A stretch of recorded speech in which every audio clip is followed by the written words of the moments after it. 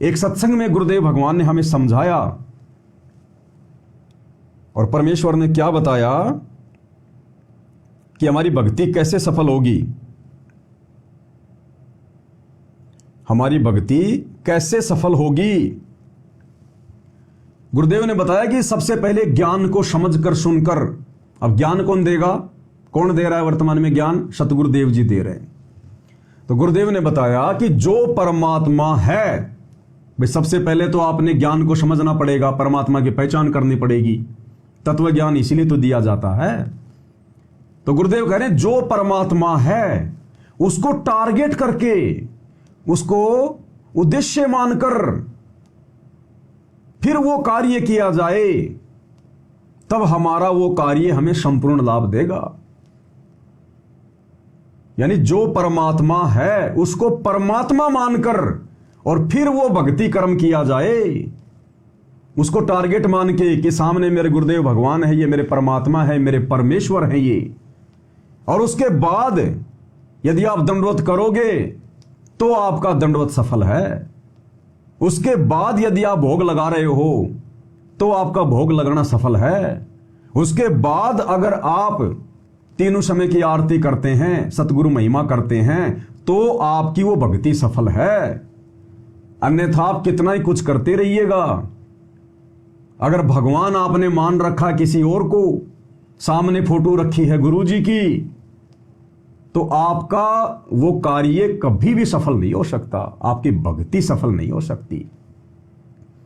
आप जिसको दंडवत कर रहे हैं, आपका टारगेट होना चाहिए कि ये कोई सामान्य व्यक्ति नहीं है, कोई सामान्य संत महात्मा नहीं है, ये स्वयं कबीर भगवान हैं, सारी सृष्टि के मालिक हैं, दुनिया को रचने वाले हैं। ये दुनिया जिसे नहीं पहचान पा रही, मंदिर मस्जिद चर्च गुरुद्वारों में धक्के खा रही है, ये वो भगवान है जो बड़े सौभाग्य से मुझे सतगुरु रूप में मिल गया। और उसके बाद में सारी फोटोएं साइड में कर दो। आज से पहले अनजाने में हम जिनको भी दरबार में लगा के बैठे थे, घर में लगा के बैठे थे, सबको साइड में कर दो। और आपने जिसको परमेश्वर मान लिया है उसको सामने विराजित करो, विराजमान करो। उसके बाद हम जो भी भक्ति क्रिया करेंगे फिर हमारा वो तीर निशाने पे लगेगा, निशाने पे।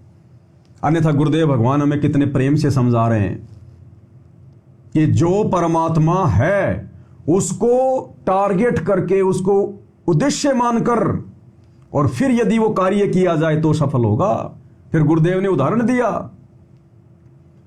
कि आपका प्रधानमंत्री के लेवल का काम है और आप एप्लीकेशन लगा रहे हो किसी तहसीलदार के, तो कैसे सफल होगा। प्रधानमंत्री के लेवल का कार्य है तो प्रधानमंत्री के पास एप्लीकेशन लगाने से ही सफल होगा। हम मोक्ष चाह रहे हैं, हम परमात्मा चाह रहे हैं, काल लोक से छुटकारा चाह रहे हैं, और अपने गुरु जी को मानुष मानकर और एक बेजुबान मुर्दा कागज के टुकड़े को सामने दरबार में रखकर, दाढ़ी मूंछ वाली फोटो को, और हम यदि मोक्ष की कामना करेंगे तो हमें लाख जन्म भी नहीं मिलेगा, 7 जन्म भी नहीं मिलेगा। तो गुरुदेव भगवान इस 2 मिनट के सत्संग में हमारे भ्रम निवारण कर रहे हैं। अगर भक्ति सफल करनी है तो इस प्रकार से आपने आगे बढ़ना पड़ेगा। क्या कह रहे हैं गुरुदेव। तो कबीर साहब कहते हैं राम वियोगी ना जीवे और जीवत बौड़ा हो। राम से बिछड़ भगवान के सुख न देखने के बाद आदमी या तो जीवे नहीं, जीवेगा तो पागल हो जाएगा। तो वो दशा उस महापुरुष की हुई। तो दादू साहब जी बड़े होते गए, जो जो तब उन्होंने उस अमृतवाणी बोली, वह उनके चेलों ने लिखी गरीब दादू साहब जी के ने, और दादू जी के ग्रंथ में ये विद्यमान है वाणी।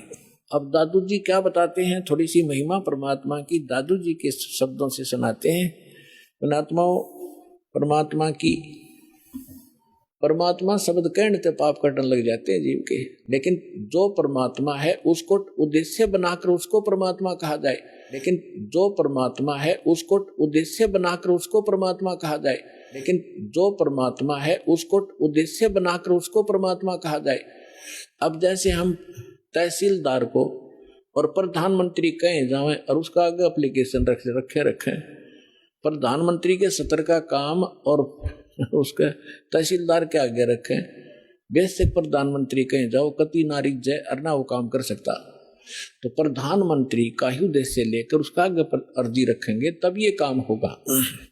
परमात्मा शब्द कहने से पाप कटने लग जाते हैं जीव के, लेकिन जो परमात्मा है उसको उद्देश्य बनाकर उसको परमात्मा कहा जाए, लेकिन जो परमात्मा है उसको उद्देश्य बनाकर उसको परमात्मा कहा जाए, लेकिन जो परमात्मा है उसको उद्देश्य बनाकर उसको परमात्मा कहा जाए। अब जैसे हम क्या करें गुरुदेव कि परमात्मा शब्द कहने मात्र से जीव के पाप कटने लग जाते हैं, परमात्मा शब्द कहने मात्र से। लेकिन जो परमात्मा है उसको टारगेट करके उसको उद्देश्य मानकर परमात्मा कहा जाए और वो भक्ति कार्य किया जाए, तब सफलता मिलेगी। आप और हम सत्सेवक भगत भाई बहनों के पाप कर्म कटे, तभी तो आज हमें सद्बुद्धि आई। आज हम गुरुदेव के विशेष संदेशों के विशेष संकेतों को पहचान पा रहे हैं। आज हम गलतियां करने से बच पा रहे हैं गुरुदेव की गैर हाजिरी में, क्योंकि हमारे पाप कर्म कट रहे हैं। क्योंकि जो परमात्मा है असल में हम उसी को परमात्मा कह रहे हैं, गुरुदेव भगवान को। जो परमात्मा है असल में हम उन्हीं को भोग लगा रहे हैं, गुरुदेव भगवान को। जो परमात्मा है असल में हम उन्हीं के सामने खड़े होकर उनको परमात्मा मान के 3 समय की आरती कर रहे हैं, दंडवत कर रहे हैं, चरणामृत ले रहे हैं, उनकी महिमा कर रहे हैं। तब हमारे ये पाप कर्म कट रहे हैं, तब हमारी बुद्धि में ये बातें आ रही हैं जो बातें हमें परमात्मा समझाना चाहते हैं, जो बातें यहाँ के देवी देवताओं के भी समझ में नहीं आ रही, जो बातें सतलोक आश्रमों से जुड़ी हुई 90% संगत को भी समझ में नहीं आ रही, क्योंकि उनके पाप कर्म नहीं कट रहे। वो गुरु को परमात्मा नहीं मानते, मानुष मानते हैं। अब कॉमन सेंस की बात है भाई और बहनों, कॉमन सेंस की बात है। ये मोक्ष प्राप्त करना तो बहुत दूर की बात है, इस तत्व ज्ञान को समझना तो बहुत दूर की बात है। शतलोक आश्रमों से जुड़े हुए हमारे भगत भाई बहनों को वर्तमान 2025 तक कॉमन सेंस भी नहीं है, कॉमन सेंस भी। अभी जो ये 9, 10, 11 जून 2025 को इन शतलोक आश्रमों में 3 दिन का जो भंडारा किया गया कबीर प्रकट दिवस के उपलक्ष्य में, लोग अपने अपने घरों से उठा उठा के थैले बाल बच्चों को लेकर छुट्टियां ले लेके समय निकालकर शतलोक आश्रमों में गए। शतलोक आश्रम धनाना में गए 3 दिन के भंडारे में। और जैसे तीसरे दिन भोग पड़ना था, जैसे तीसरे दिन भोग लगना था, उसी दिन हरियाणा के सिरसा में हरियाणा के मुख्यमंत्री का प्रोग्राम था। वहां के नकली कबीर पंथी कबीर जी की जयंती मना रहे थे। अब भाई और बहनों, उस धनाना आश्रम से 500 बसों में बैठाकर भक्तों को और सिरसा अनाज मंडी में ले जाकर बैठा दिया मुख्यमंत्री के प्रोग्राम में। तो भाई और बहनों, है इनको सद्बुद्धि? कटे हैं इनके पाप कर्म? है आशीर्वाद इनके ऊपर गुरुदेव भगवान का? ये घर से क्या टारगेट बना के चले थे कि सतलोक आश्रम धनाना में जाएंगे, 3 दिन का भंडारा है, सेवा करेंगे। और इनको काल ने कहां बैठा दिया? सिरसा में। आए थे आशीर्वाद लेने अपने गुरुजी का, और गुरुजी के परिवार ने सिरसा में ले जाकर आशीर्वाद दिला दिया नकली कबीर पंथियों का, हरियाणा के मुख्यमंत्री का। अगर इनको सद्बुद्धि होती, अगर गुरुजी का आशीर्वाद इनके सिर पर होता, तो ये टस से मस नहीं होते, टस से मस भी, कि भाई हम क्यों जाएं वहां पर, नकली कबीर पंथियों के यहां पर कबीर जयंती में क्यों जाएं? हम तो धनाना आश्रम के लिए आए हैं, हम तो अपने भगवान की जो है महिमा के लिए आए हैं, हम तो कबीर प्रकट दिवस मनाने के लिए आए हैं। वो तो जयंतियां मना रहे हैं, भले वो कुछ भी मनाओ, लेकिन उनसे हमारा रिश्ता क्या, हमारा वास्ता क्या? ना उनके पास में भक्ति सही, ना उनका गुरु सही। वो तो खाली फॉर्मेलिटी के लिए हर साल वो जयंती मना रहे हैं। वहां तो मुख्यमंत्री जी आ रहे हैं, वो तो राजनीतिक बात करेंगे, भक्ति भाव की तो वहां कोई बातें नहीं होंगी। लेकिन देख लो भाई और बहनों, लगभग 500 बसें भरकर वहां गई सिरसा में भक्तों की।